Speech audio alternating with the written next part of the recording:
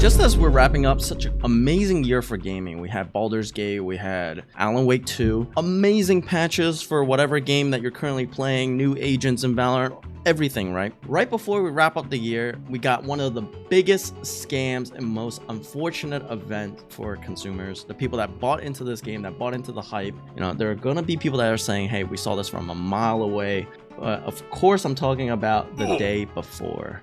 The scam got worse. Originally, we thought, oh, this is just an asset flip, right? Asset flip games, I don't think is the end of the world. You know, people are just trying to make a quick buck. If the gameplay is good, only up, right? I personally think whatever, only up. Maybe it hurt the development ecosystem being an asset flip game, but I had fun playing it, right?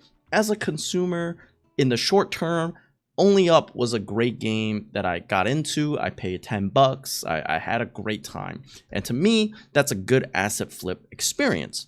I don't care about the long-term repercussions or whatnot. You know, if they did what they did in Only Up and they made a great game with a great gimmick, and it did all the things that a great game would do, leave you with good memories of a game, and you had fun. People were saying it was boring, it wasn't fun, it was empty, it felt soulless. In this lyric clip, asset flip scam from the get-go.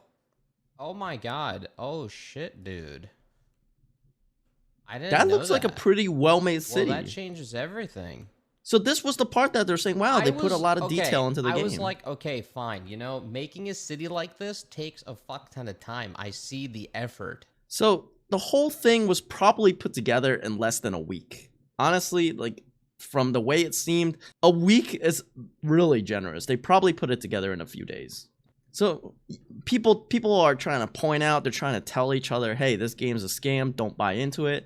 And other people are a little more naive and a little more optimistic. So they go, no, it'll be all right, it'll be okay. So they continue playing the game, they're streaming it for a couple days, and then the worst thing happened.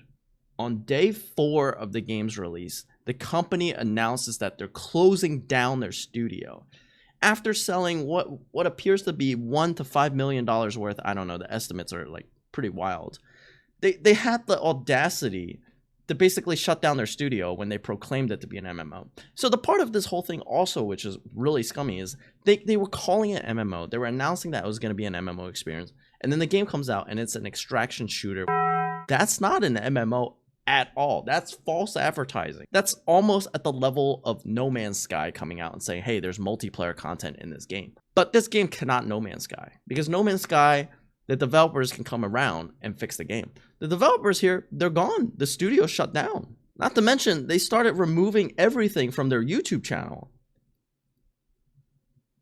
Look, if your studio shuts down for whatever reason, why would you need to remove videos on your, unless you're clearly getting rid of evidence so you can like live another day in court?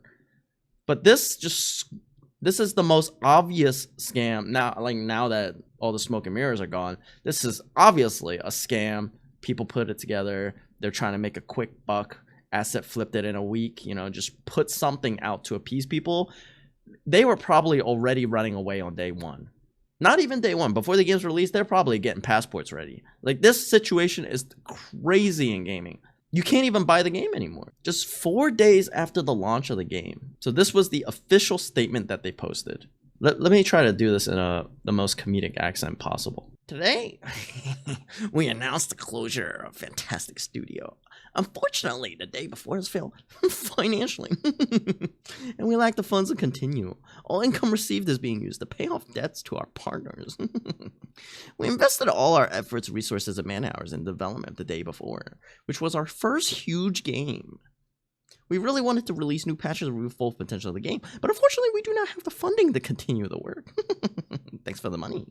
It's important to note that we didn't take any money from the public during the development the day before, and there were no pre-orders or crowdfunding campaigns. We worked tirelessly for 5 years, pouring our blood, sweat, and tears into the game. Press X to doubt.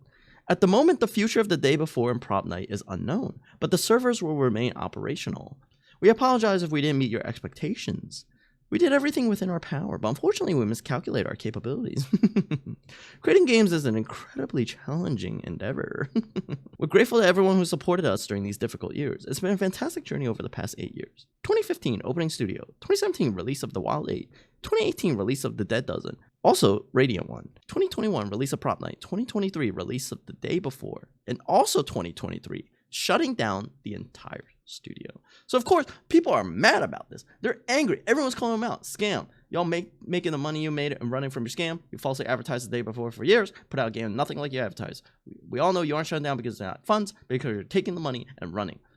But we know that you can't actually do this. It's fraud. You can still go after developers. Like, the fact that you think you can get away from this, you're better off. Your options on the long term are better just sticking to the studio and hiring developers from scratch to make it into an actual game than running away. Because now you're facing whatever the repercussions are. I'm pretty sure this falls under the category of fraud. I'm no lawyer, and I'm sure most of you viewing aren't. So I guess take my word for it. I don't know.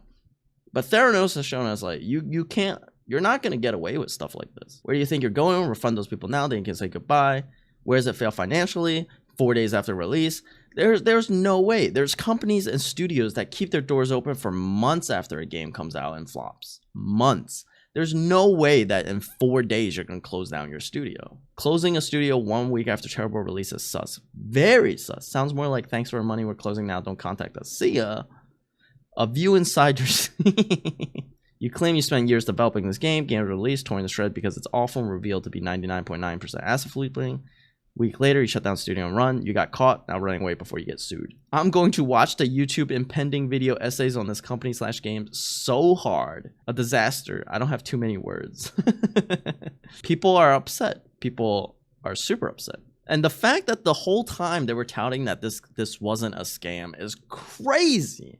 We all live in a time with disinformation and lack of fact-checking. Anyone can say anything for views. Everyone will believe it. This information that has harmed not only us, but also other small and indie developers. It has also a mental impact on members of such teams. After release of the day before, we have to think about how to help others deal with fakes and allocate resources for this. Destroying is easy, creating it difficult. That is true. Creating is difficult. That's why you guys couldn't do it. And also another thing is, the trust in indie companies to do something big is already waning. Like, it's hard to believe that small studios can do epic feats, like create entire worlds. It's always these small companies that think they have what it takes to make something that costs the most out of everything. MMOs take years to develop. There's a reason MMOs aren't really thriving nowadays. It's too costly and the returns are too risky. Like, you're much better off if financial gain is your main thing. You're better off making anything but an MMO in 2023. My favorite response to this whole thing is the way the DayZ devs clapped back. Today, want to primarily celebrate, for no reason at all, the remarkable 10th anniversary of DayZ. It's filled with immense gratitude. We commemorate a decade of passion, creativity, unwavering support of our incredible community. Goes on and on. Feel free to pause it to read the whole thing. Thank you for being the part of the extraordinary adventure over the last 10 years. 2012, start development, release of early access, release of 1.0, release of the DLC in 2019, and then 2023, 10 years and still undefeated. Dead game, scratched out, DayZ team. I don't play DayZ, but I gain new respect for the devs of DayZ. But one of the funders, one of the investors, as I would say, for the day before, actually came out with a really wholesome response. They said, to all the day before players, as the investor of the day before, we would like to provide some updates on the current situation around the game. We're sorry for the fact that the game didn't meet the expectation majority of players. Today we will work with Steam to open up refunds for any players who choose to make a refund. We're in contact with them regarding the future of the game. Mytona. This is actually the most wholesome resolution that I believe would come from this. Mytona, it seems like they were really pushing the day before. They did like advertising campaigns and whatnot. They had a billboard in Times Square, which is not very cheap. I didn't really follow too closely with this before it came out, but I've been following it a lot over the past few days. It's just everywhere, all over the media, all over the news for gaming, and it's crazy. And thanks for watching this video the day after. Have a good one.